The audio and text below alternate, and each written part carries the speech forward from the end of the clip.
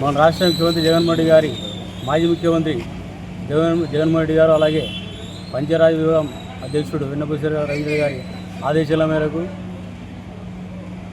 మన కర్నూలు జిల్లా కలెక్టర్ గారికి పంచాయరాజ్ విభాగం సంబంధించి జరుగుతున్న అవినీతి అక్రమాలపైన డిమాండ్లతో కూడిన నేతృపత్రం ఇవ్వడం జరిగింది.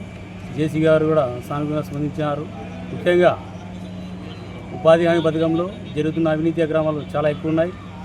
ఒక చోట ఏదైనా ఒక ప్రోగ్రాంలో ఒక ఫారం ఫండ్ కానీ నీటి గుంట కావచ్చు కానీ దాంట్లో పాల్గొన్న ఉపాధి కూలీలతో పాటు అనధికారిగా అంటే ఒక 60-70 మంది పాల్గొంటే 100 మందిని మస్టర్లు వేసి అవినీతి అక్రమాలకు కూటమి లోకల్ ఉన్న ఫీల్డ్ అసిస్టెంట్ ఏపీఓ గారు అలాగే కూటమి నేతలు అక్రమాలకు పాల్పడుతున్నారు. గతంలో ఏ ప్రభుత్వంలో ఇటువంటి అవినీతి జరగలేదు.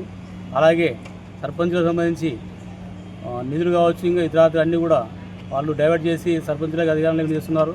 అంటే స్థానిక సంస్థలో పాల్గొన్న ప్రజాప్రతినిధులు ప్రతి ఒక్కరికి కూడా వీళ్ళ ద్వారా నష్టం జరుగుతుంది. అలాగే 1150 కోట్లు దాదాపుగా విస్తృత ఫైనాన్స్ నిధులు రావడం జరిగింది. దాన్ని డైవర్ట్ చేసినారు. అవన్నీ కూడా తిరిగి మళ్ళీ సర్పంచులకు ఎంపీలకు వాళ్ళకి ఇవ్వాలని కోరుతున్నాము. అలాగే దాదాపుగా నో వర్క్ చాలామంది పంచాయతీ కార్యదర్శులని నో వర్క్ నో జాబ్ అన్నట్ల వాళ్ళకి శాలరీ ఇవ్వడం లేదు. వాళ్ళు గాలి ఉన్నారు.